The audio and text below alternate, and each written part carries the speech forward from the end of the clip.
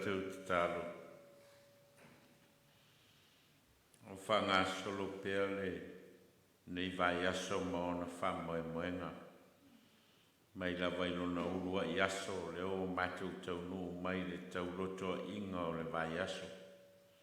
Sa uru fafo ma uru fale sa ngaru rue ma whita loloai i mātou i whaiwa matiute ma o mātou whamoe moenga. A le lava ua pule alofa la o fio e fōa i mailo mātou wola ma e malu pui puia i mātou ma ua e au maia i mātou i ne o ngātu tonu nei o le nei vai aso. Uru fale mai i mātou o lau whanau whatuatua. Mātou te au whatasi ma le nganga o talo talonga o lo whanono manu ai tangata whatuatua i lau o fio i so se vaenga o le neirololangi. Mātou te o atu i lau o fio i lo mātou mautinoa ana le se anoa lau o fio na ia te mātou se manu o mātou malaia. Ai ono le alofa ma le anga le leitele o oelo mātou atua o mātou maua ai o manuia e o mai i le nei fiafi. Na mātou mawhitanga tālo whale au Leoleo, mātou tālo au e mailo o nganga i la mātou mawhitanga. Tui nātu fōi o mātou loto ma o mātou o nganga ma whamoe moenga i lau fio. O e lava e te whātau nuina i logo lofa ma lo wanga le lei. A wau mātou te tālo ala i lo suafa i Jesu le li i man whaola. Amen. Tātou vi le tua le pese lima, le ali ie, le atuae, le whai mea ma whai, au ngā ruenga i le lei, mātou te ofo ai, pese lima, tātou te pese ai. Amen.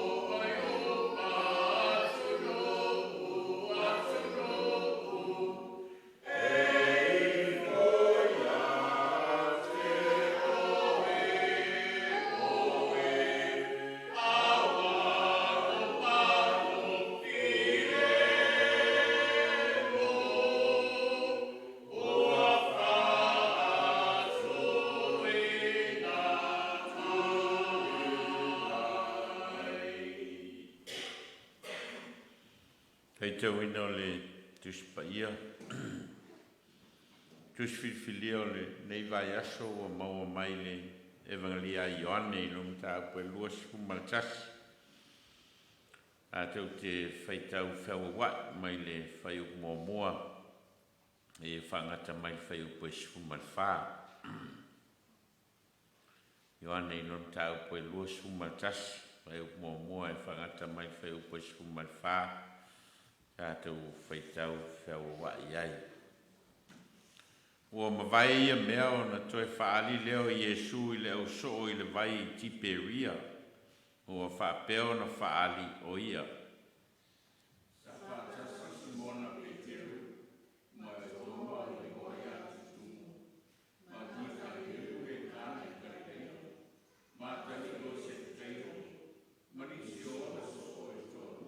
Pai atu Simona Peteria te latou o te alu te whangota. O whai mai latou ia te ia tātou te o foi maoi. O latou o atu, o na latou o e lo lea i le waa. Ai le I maua se I a e tasi lea po. O te tai au, o tu Iesu lea wai. Ai le I loa e a so Iesu lea.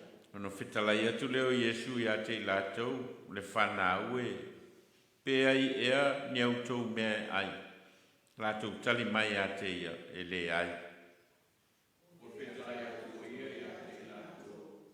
Ina la kua ia le whina I le tau tau maa. Ona o tau mau ai lea.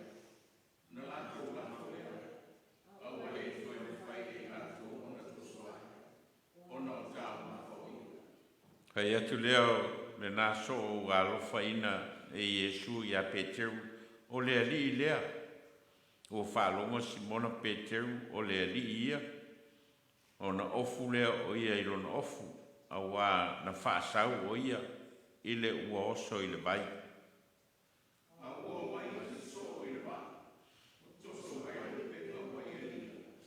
A wai e le pāpana mau mauta. E le lima sikuna. O na latou tuta. Ua latou tuta o na iloa lea o le afi malala. O le ia foi ua tunu ai ma le areto.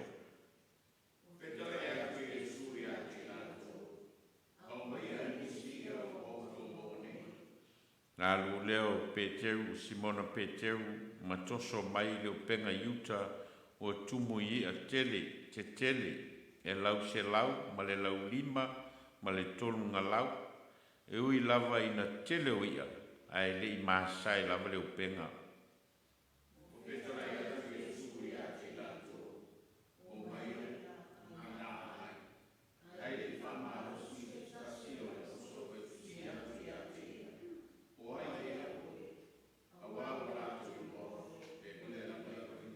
Ona maliu ane leo Iesu o tango I le areto ma watu I ate I latou o whapea foi ma le ia.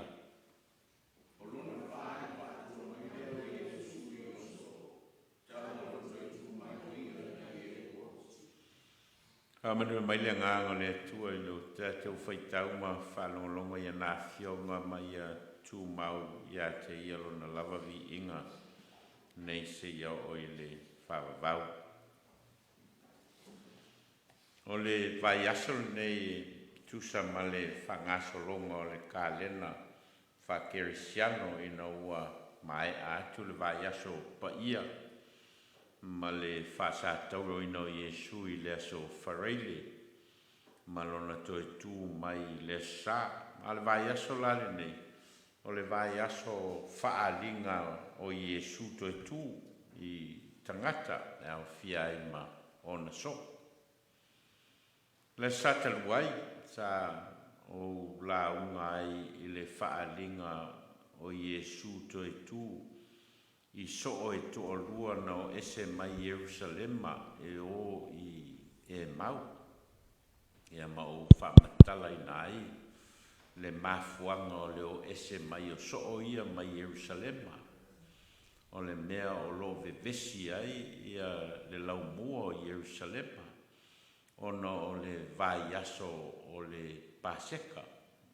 E mau whamatala ina foi le paseka o le tausamaanga tangata Israelu e toe whaamanatu mai ai ai lātou le mea na tupu i ei kupito e na ua whasia e tangata Israelu ia te mai mā moe ia maavane le toto te mai mā moe vali ai o lātou whai te toa o lātou whali ia o na saule o le angelu ma pasi loa le angelu mai whale o loo nini le toto ia o le vaitau la lea na tupu ai le maliu e Iesu i tonu Jerusalem o le vaitau o le whamanatu ina o le tausamaanga lea tangata Israel o le te ua o le tausamaanga o le Paseka po le Passover.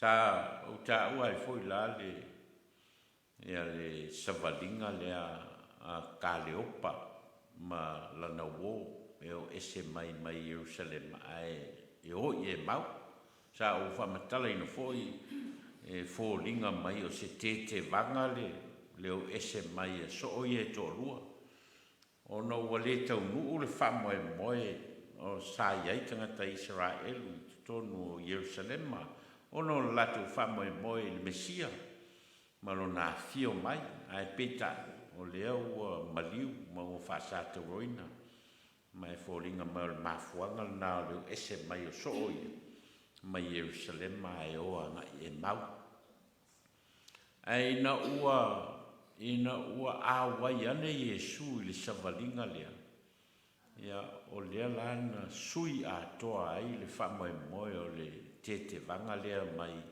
Jerusalem mai o anga e mau mai o le ngā solonga o le savalinga ma le aonga Iesu na whai ai la ua na whamatala ai tusi o le whenga inga tuai o loo perofeta ina ai le fio mai o le Mesia ma lona pua ngā tia ina ia le alana tue sui a toa ai na ua wā ai la ua tofi e Iesu ia le areto ia ma fua ia tu ia i la ua o le tala lana na o le sa tala lena tātou whaitauina o le tala lua me tāua lo whamtala i tala lea momo ao ina asa o tātou whaiva asa foi e tātou sa i linga ngā lo whamatala i le whangotanga i a so o Iesu o leo ua uma o na teu Iesu tunga mau a leo o manatu lātou o le ato e fo i e o e whaile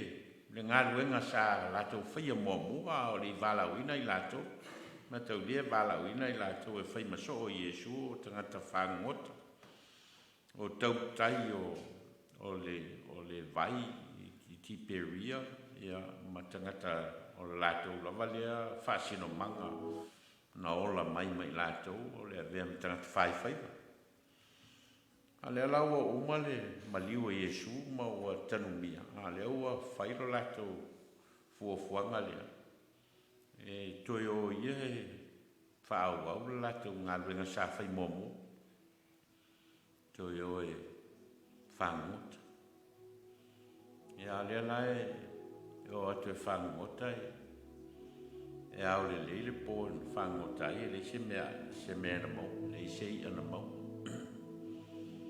e lana Vailaau e Iesu po mawasa lātou i a mai le ai o na whātonu le Iesu e toi lafo i a le upenga ia ma maua mai ai le mau e tele o le tala lea o lo whamatala ina ai momo o i tātou o tangata sa ili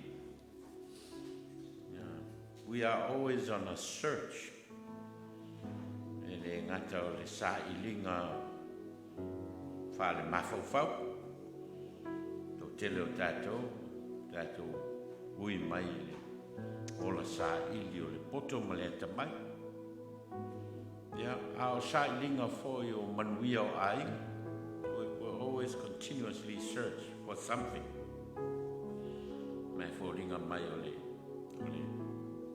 whasino manga leo tātou i le neira o langa le asa si o tātou a mea e whanau mai lalangi nei e le aisa na sa ilinga e whai le aisa na savalinga e whai e sa ili ai la sanga o le soifuanga nei leo Wa au mai e le atua i tātou te ola. We continuously seeking for something. Leo la fal mafau le poto ma le tamai, leo la fal tino, leo la o me tau ngā ruenga ma le sa ilinga o te mau ainga. Ia e whapea foi leo la fale anganga. We continuously search. O le whaalinga leo lo mai tono le tala lea pe o na ia ia so o ia. Mo atu i le mafutanga whatasi ma Yesu o fōringa mai ua le se whamoe i nā ono leo maliu Yesu, so they continue to search. Ma o to e fōi e whai ma tautai. Ai o atu, it's an empty search. E le mawhai ona maua le whamalia ina. Pe a whai e le iai Yesu, so se sa i linga tātou te whaia. O le alawa sa i linga e whaia le tangata po sa i linga o na poto marona tamai, sa i linga o na whailonga ma, sa i linga o le tamau ainga, sa i linga o tupe ma le oa, ma le malosi, ma le tautaua, po whela wale mea nga i e sa i linga le tangata soifua. O le anganga, o le tala, we are always empty-handed. Pe a whai e le ia Yesu i a tātou sa i linga.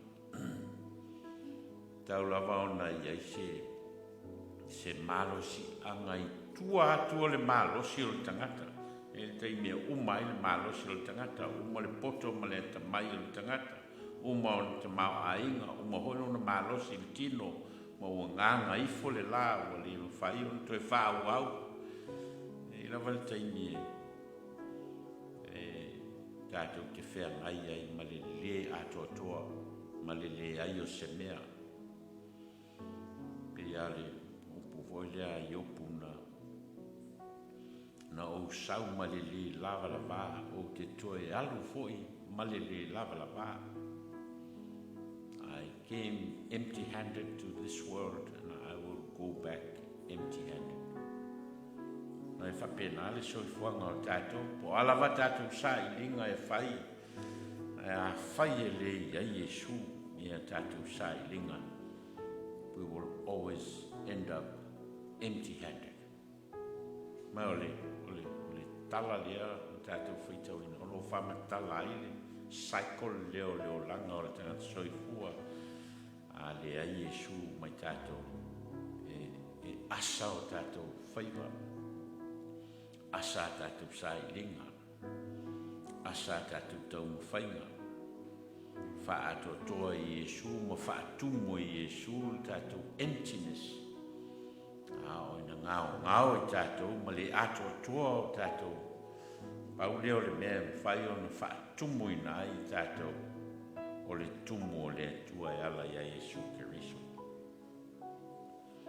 Lona lua, e whaali mai lava Yesu e Yesu ia. Whailoa mai ai le ri ia i tātou. Tu sa lava pe tātou te masal salo o le tala lea. O lo whailoa mai ai le masal salo so nei. Even to ask. Se i maua se mautinoa, le im se o lātou fia fesili.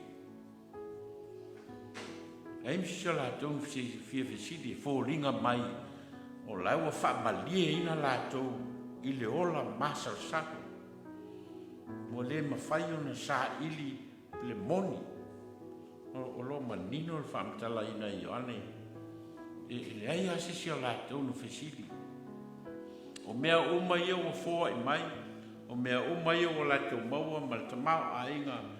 Pate le ai masesi o lātou a meo fesili po ai oi.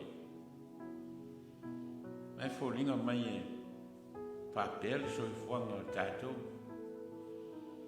With all the blessings o lai tātou te maua. With all the goodness o lai fōa i mai e le tua mo i tātou. Sometimes we take things for granted. Te rei tātou manatu. We have the right to have it. le pole tātou po whensa wai. E ne o po pole le tangata hua lea a maua lava le mea ai o le aso, maua fo le malosi whea lua iai, mo ho le ea e manawa ai. We tend to take for granted ia mea. O le tala lo whaelo mai I o lava I so o Iesu.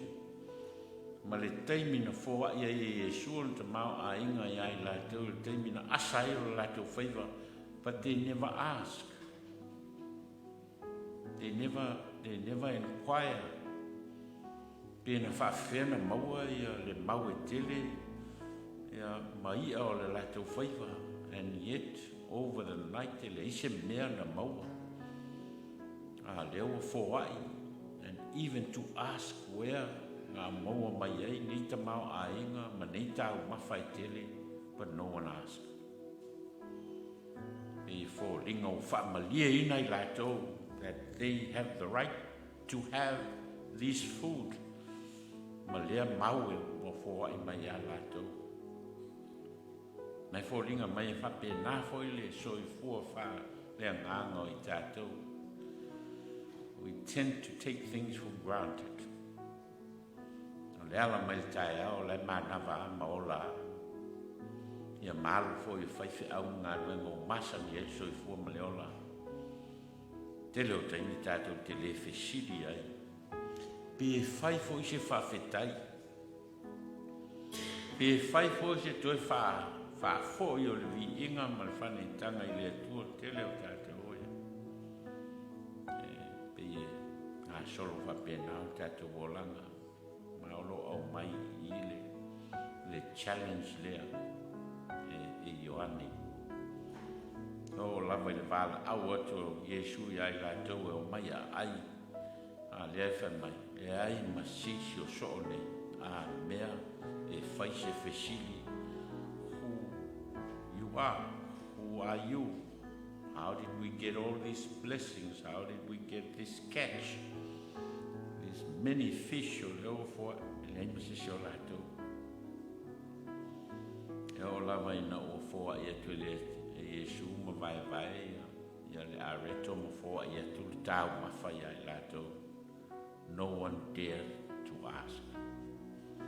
O lau whamalia ina o lātou mawhau o Iesu o lau maliu is not coming back, so it can't be Jesus. Mo whamalia ina I lātou le loto masalo ma le mautonu o lātou. Ai fōringa mai o le vai taune nei ma le vai aso le uma o le. E uma o le pasata roina ma le maliu o Iesu. O taimi ia o le lui tau wina o le talitonunga o tangata.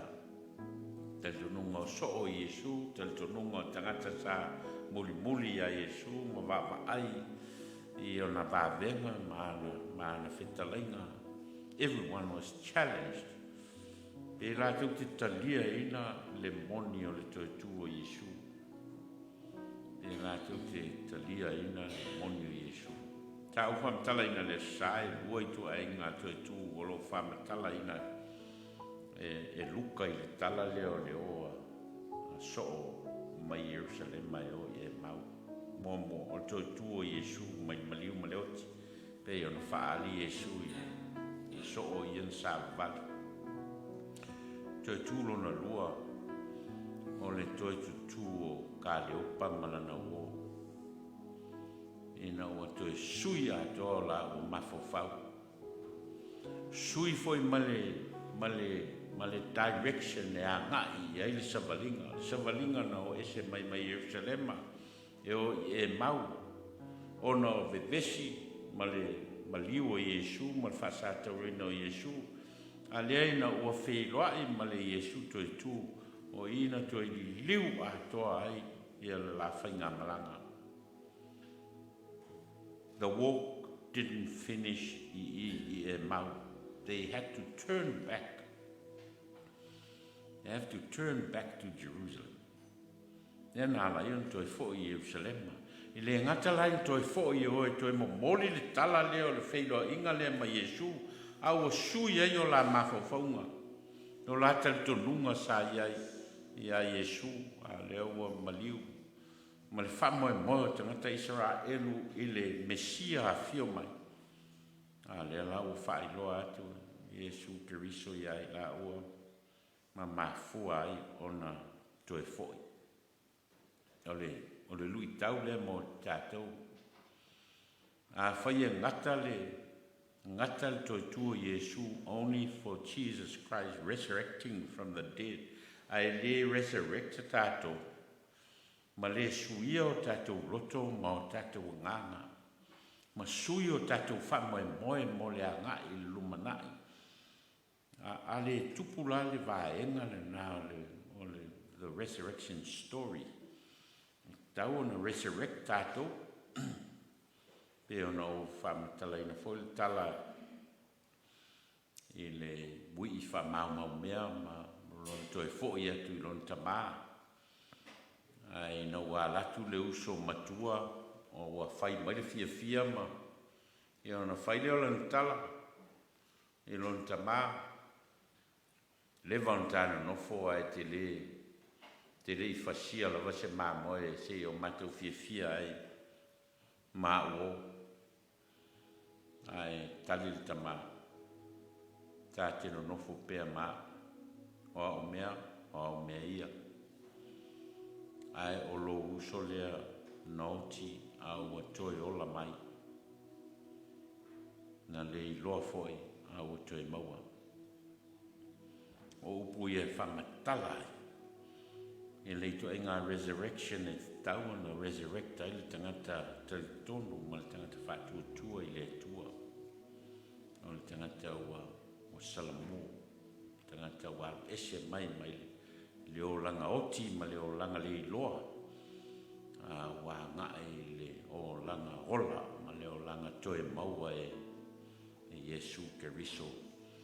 Toi ngā to ina luil na le vai tau le nei o le resurrection.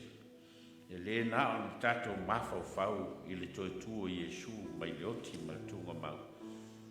Le luina mo i tato, how can you become a resurrected person?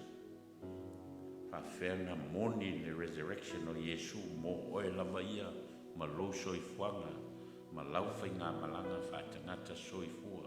How do we see the resurrection of Jesus Christ in our lives? Wa ale tupu le resurrection na. E le moniana e ale toitu o Yesu ia tato. We need to go that far. E na ia mwhaya i ona moni e ale toitu o Yesu mo tato. O tato talo whawhitai, talo whatu senga ma te talo mana onga. Talo whawhitai i le li toi tū, na te au maia le mauti noa i o tātou i tū waso le mautonu. A wā olo o lava matutoi, e toi to tongo ai so se whamoe moe wa asa i le masa salo. O lona toi tū, o toi whaatumu i nai lo tātou ngao i whalea nganga. Tātou e senga. Ono lo tātou wola masa salo i le li toi tū. Ono le ola fe mo wai e mafua mai i le ai o se whatu tua. Ina o tātou le whamoe moe i le li i le whaatino ina o tātou whaiva. Mana onga talo mo rona whaatasi mai e ave sea ai le popole vale i le whaatinonga o lo tātou Vailaau ina. Ia sa mai lona mau mo i tātou a o alo whaiva i whi au o le ola. Ia fōai mai me te tau mo le aso. O tātou talo ia, tātou whawhitai, whatu senga mana onga. Ia tātou uso sto tolu e mo lia tātou talo, tātou wifama talo i le tua.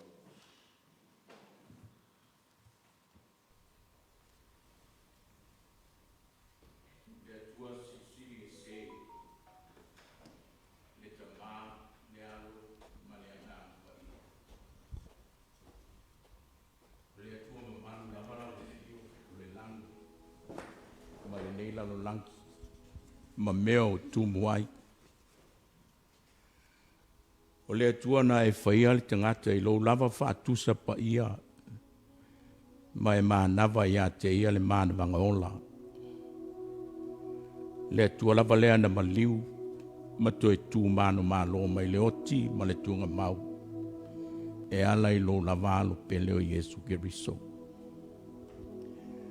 Matu taunu mai le nei vaenga o lo matu savalinga whaale whaatua tua. Ina ua tua na i atu lo maliu puapua ngā ma lo toe tū māno mālo.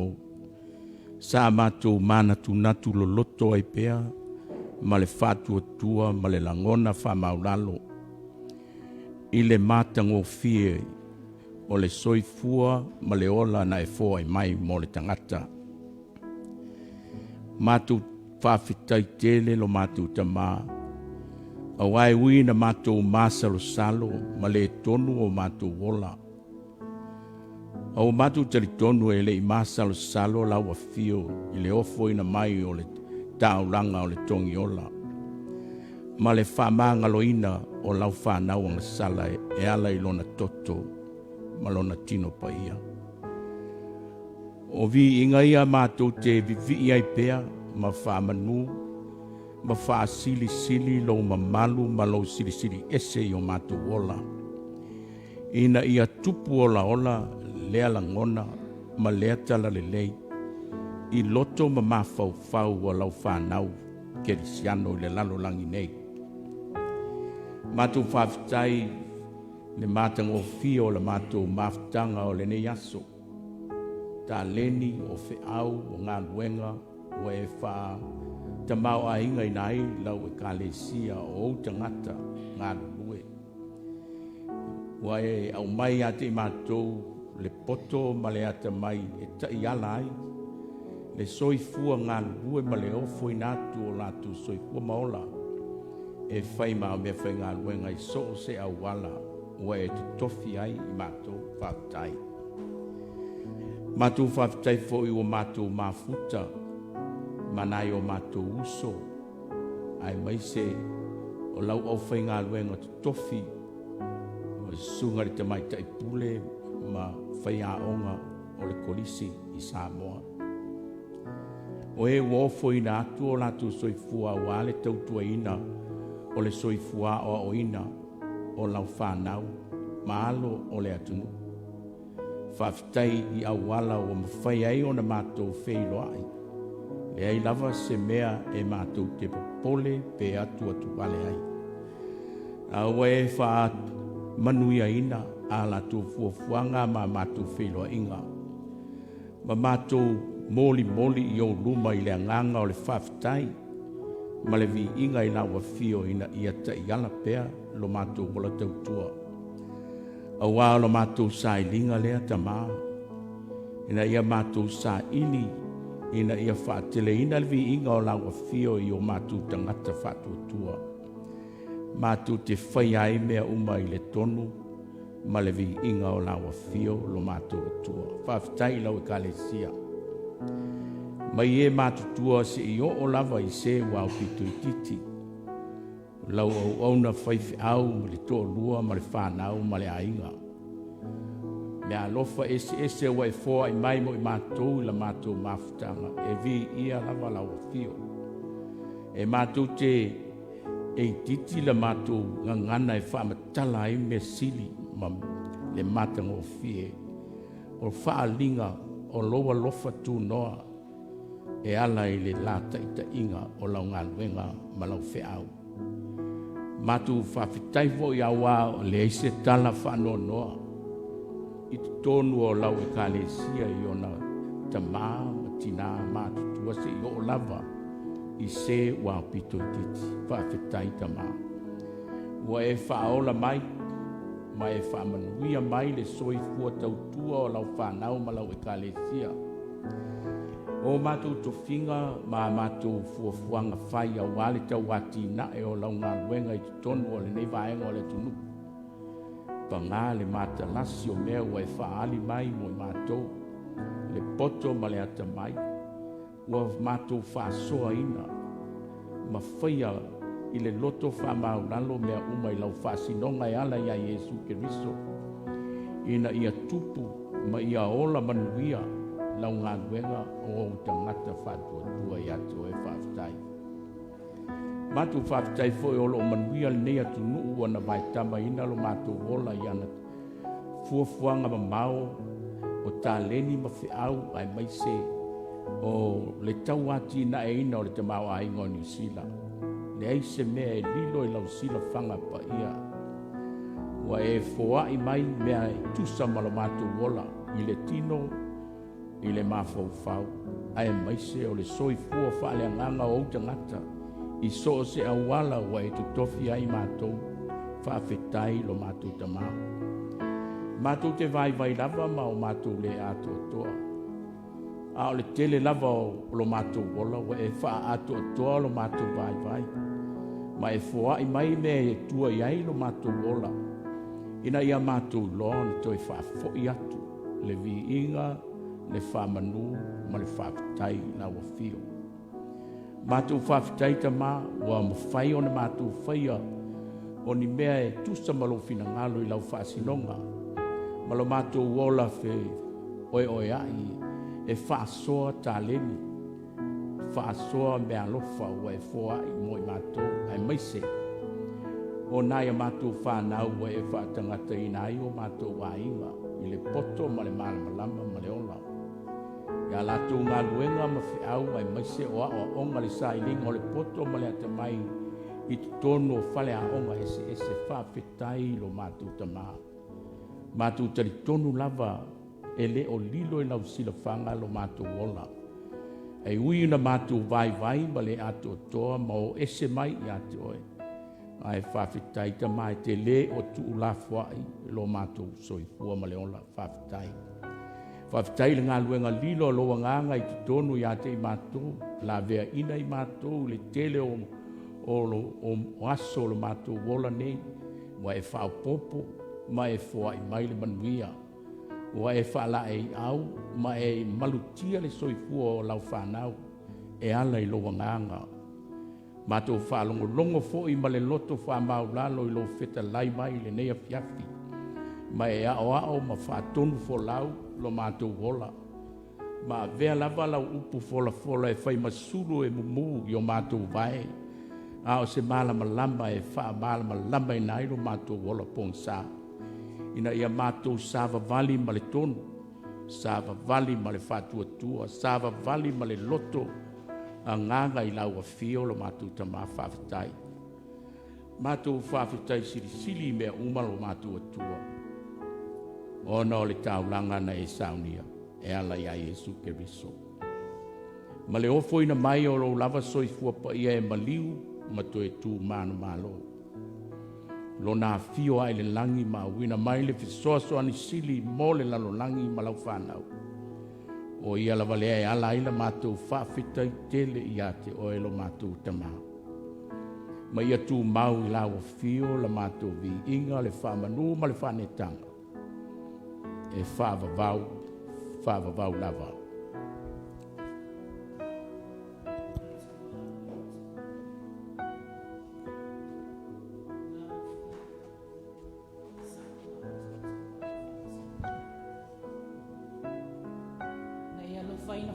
Mātou i le alofa sili. Peita i ane. Ua le tusa lava o na mātou tali atu. E tusa o lo alofa tele mai. Ua mātou o atu i la ua fio i le neia fiafi. Lo mātou wau mawai i ele ese le whaasino mo i mātou. Mātou te langona ina lava. Lo mātou whatau wa ai luma o lo mamalu sili ese. O mātou te talo ma whatau ese i la ua fio. A waua umao na e aoa o mai i mātou. I lo lava maliu ma lo to e tū manu malo mai le oti ma le tūnga mau. Peita i ane le li e. O mātou whaasa tauro ina pēa la ua fio i aso umao lo mātou wola. E ala ia mātou tū maanga. O lo mātou wola whe maumau ai. O lo mātou wola e lei loa o no whe tausiai. O lo mātou wola wha sausili ma le manatu wha pito. Ai mai se le tele o awa o ngana tuina mai. E whai matai tama o lo mātou wola i aso uma. Wa mātou le wha tino ina. Wa e o ina i mātou uma lava. Ina ia mātou whaia lo whina ngalo. Peta i ane wale a tangia ia mātou whatinonga. Fōlinga wa aia o la ua fio i o mātou tangata. Mātou te tālo ma whato ese. Ile tele o la o e tau ma whai mo la ua fio. Aua mātou whasili au pule. Ma mātou tau ma whao e whao e lo mātou malosi. Ma ua a fia ailo lātou wola tau ma whai atu i lau o fio. Lea tuanga le ye. Wa tele ina mātou la lafi a mātou upu ma mātou whamatalanga. Ma mātou tau ma whai ai e nā tia. Le ami o tono a lau o fio e te tau ona whaalia. Mātou te tālo le li ianga le ye. Wa e si la fia o mātou tangata ta i tō tasi uma. Ele aise me lilo i lau si la whanga. Peita i ane, wa mātou tau i lau o fio, o i mātou lava o tangata anga sala. Whamangalo mai ai mātou le atua anga le leie. Le tele o asolo mātou wola e te fōa i mai. E se ai la mātou wha mua. E se ai la mātou wha tāua. Ina ua lolo atu o mātou loto, i mea le lalolangi. Ua mātou te tala atu fo'i o mātou loto i a satani, ma ana au i le tele o taimi. Ma lātou ta fili sau noa ai o mātou loto, o le hawhio anga pa ia o lau lava hawhio. Le atua alo whae, se i whaamama maia i mātou umata i tō tasi. Lo mātou no nofo ai, i ele wa tāpena ina e lau o fio, o whaasinonga na e au mai mo i mātou i le nei vai tau. Mātou te talo, ia whaapena o na whaamangalo i mātou umata i tō tasi. I nea mātou wāmi o ngā ua le tusa ma lau si le whanga. Le tele o mea wa mātou so ona ole atu ai, e le e tau ma lo fina ngalo. Le atua alo whae. Whaamama ia i mātou uma. A vea ia le maliu, ma le toitu manu malo mai, o lo mātou wali i whaaola o Yesu Keriso. E whaamama, ma whaamangalo ai i mātou uma, e ala i lona lava toto, na whaamalingi ina ia saili, ma a vea ai i mātou o tangata manu malo, e manu malo whaatasi ma laua fio, pe a mātou whaatuatua, ma tali tonu, ma mātou sa ili atu i lau o fio ma le loto salamo.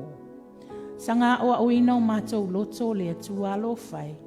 Ina ia mātou tau mawhai, ma o mātou alo ese e mai leleanga. Fuli tuai ia mātou wamionga tuai.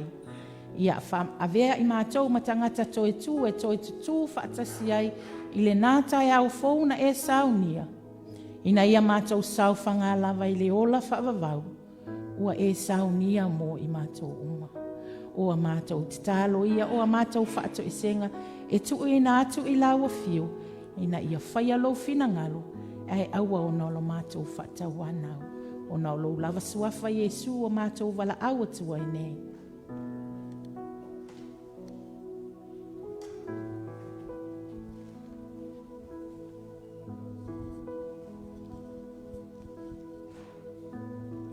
Tumu lava o mātou loto, lo mātou tumai, nganga fia. Ono mea lofa lau o fia o fōa i mai mo i mātou. O le nei fo i afiafi, o la ngona lava le whaafitai lau o fia.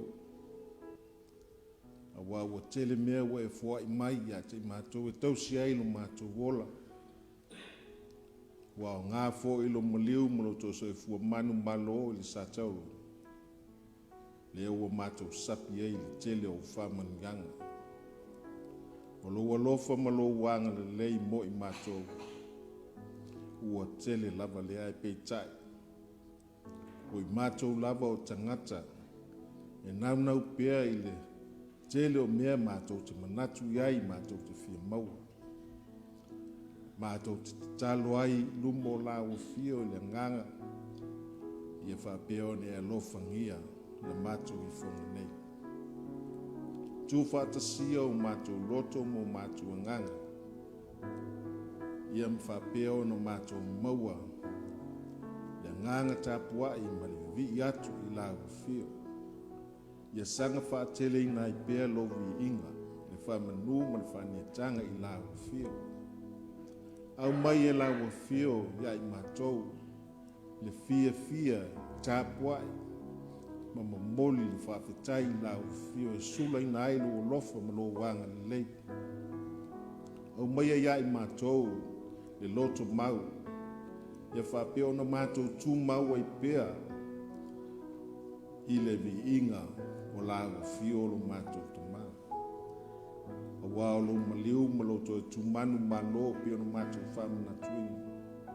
Lele o mātou sapi ai li nei lanonangi. Ia wao o umona e Sauniga. Le ala mo I mātou.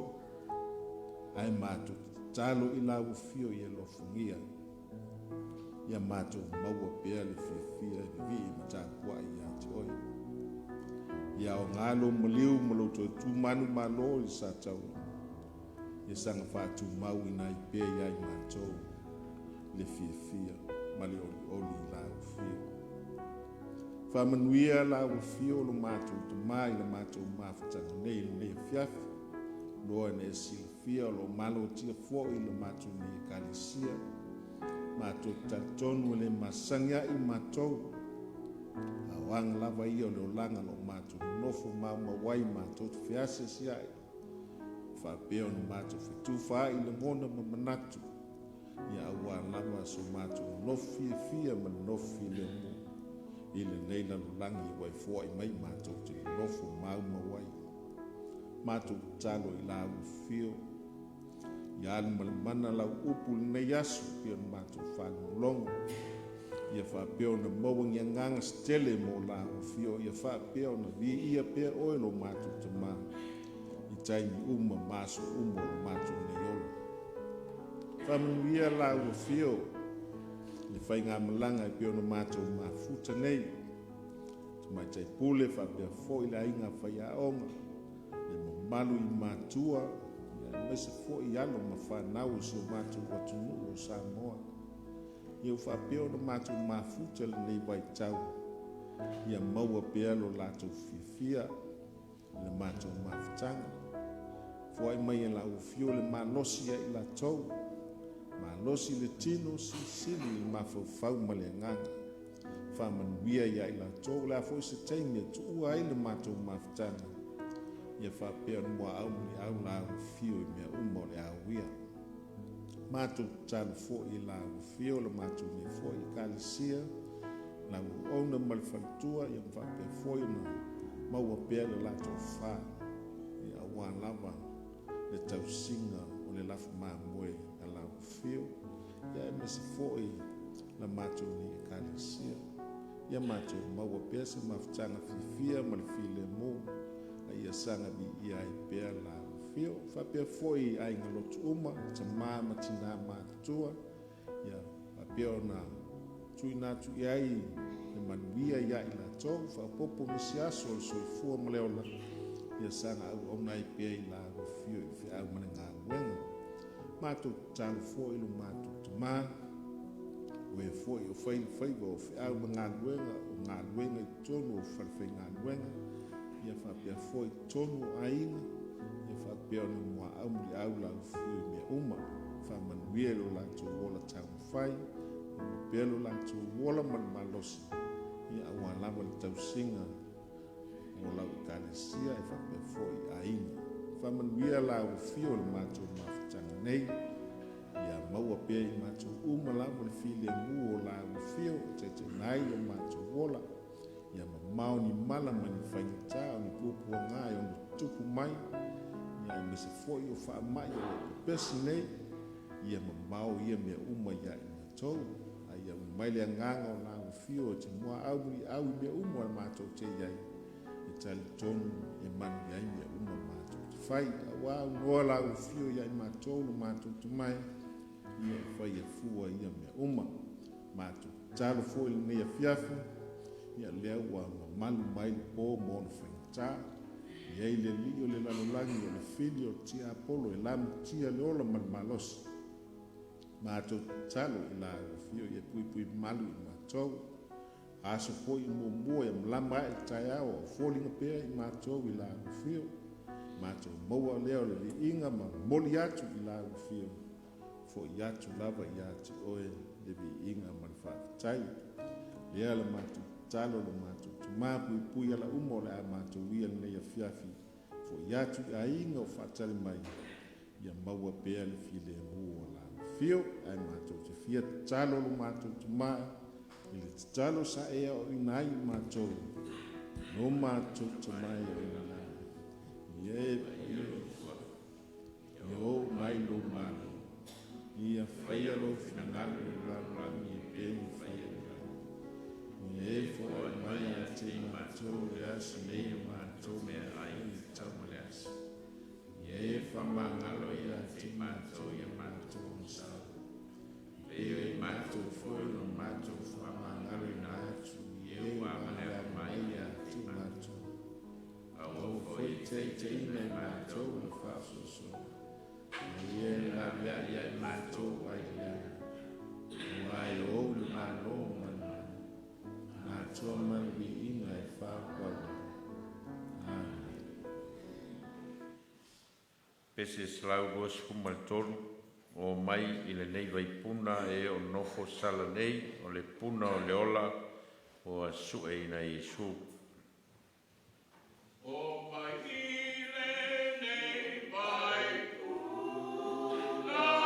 e o nofo sala nei o le puna o le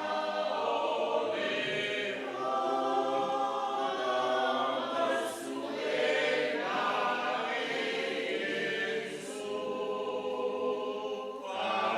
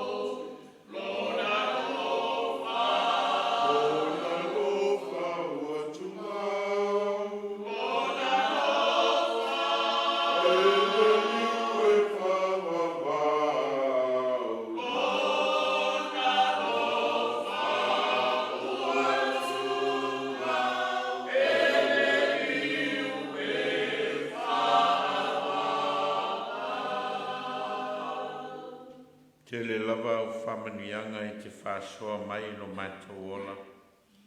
Le o lava i whamanuianga o tupe, a fua o mātou ngā luenga ma le ola tau tua o tangata.